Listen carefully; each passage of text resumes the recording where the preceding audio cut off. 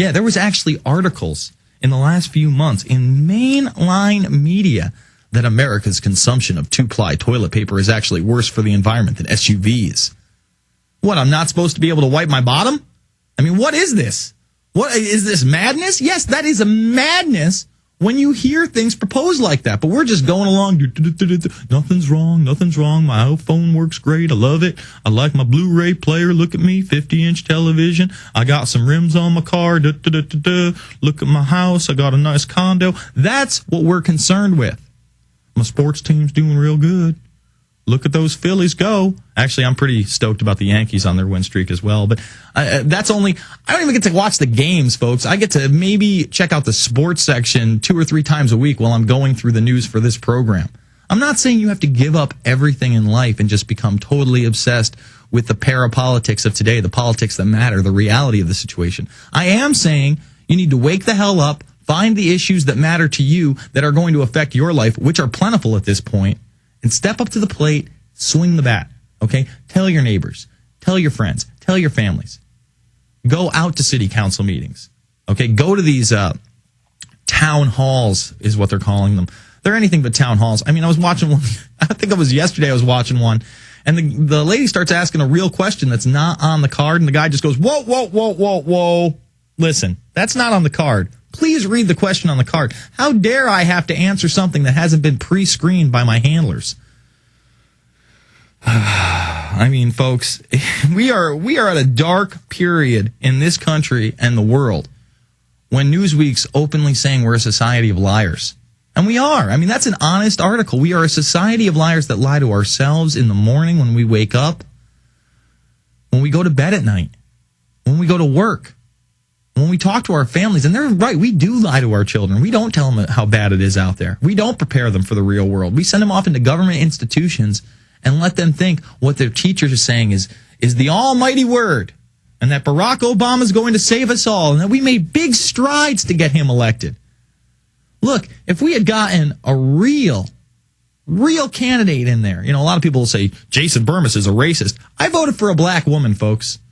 I would have gone with the 2 spot. You know, we could have had a woman as president, a black woman as president. Would have been great because she stood for the right issues. I voted Cynthia McKinney. I may not be for everything McKinney's for. She's a bit of a gun grabber, bit of a leftist, but at least she's honest. Okay? At least she's trying to take on the status quo. And she gets no press coverage. I mean, for the third-party candidates, I think she got the least out of everybody, and that includes people like Ralph Nader and Chuck Baldwin and, of course, Bob Barr. Cynthia McKinney is who you heard about the least, and I really do believe because she was the most dangerous to the establishment. They didn't want her to become a quote-unquote cult of personality like Ron Paul did. And, you know, a lot of people complain, I gave money to the Ron Paul money bomb. He didn't win.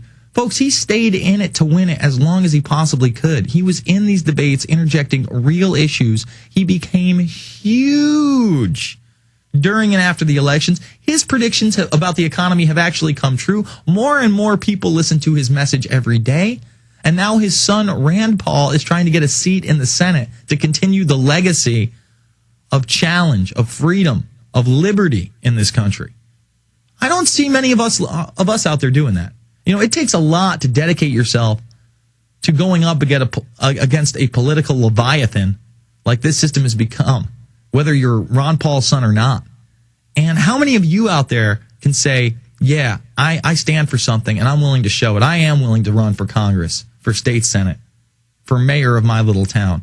I am willing to go to the board meeting up at my school and say, no, my children are not going to take the swine flu vaccination, and I suggest your children don't either. How many of you are going to go up with a laptop in hand, pull up the clip from 1979 where 60 Minutes talks about the 76 flu pandemic and how it gave Gillian's bear to all these people, how it killed all these people? How many are you going to do that? Because I guarantee you do that, you're going to turn some heads. Some people in the PTA are going to go, wait a minute, I'm not letting my kid take this either. This is insanity.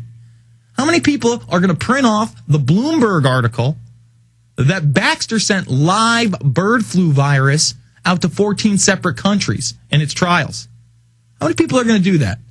And then say, hey, this is the company they want to give us the vaccinations. How many people are going to break out Executive Order 13375, where they say, you know what, you don't want to take this? 1 year in prison, $250,000 fine.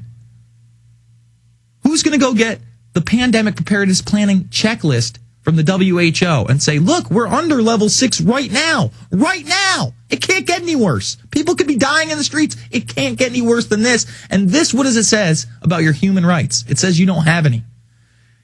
It says it's quarantine town USA under international law. It says we can take your buildings. It says we can do what we have to. And they're not just saying it. They're holding conferences on it. They're prepping the public. They're telling you all you need to know on Fox News. Yet they don't tell you anything you need to know. They just tell you to shut up and take your shot. And it's being echoed on the other side. Because remember, there's a left and a right. You know, if you want to believe in that false paradigm. They're printing almost the same exact article at MSNBC. So why is it that Fox and MSNBC are parroting the same exact propaganda and information for you? Why do you think that is? It's because they want you to roll up your sleeve and take the poison. This truly is a eugenics operation, and in my mind, a soft kill weapon. I don't think we're going to see, millions of people dying in the streets or hundreds of thousands of people getting sick. I think they're going to keep it pretty quiet. You'll probably see, maybe 10, 20,000 people die. Maybe another 50 or 60 get really sick from the thing, but it'll be very hush-hush.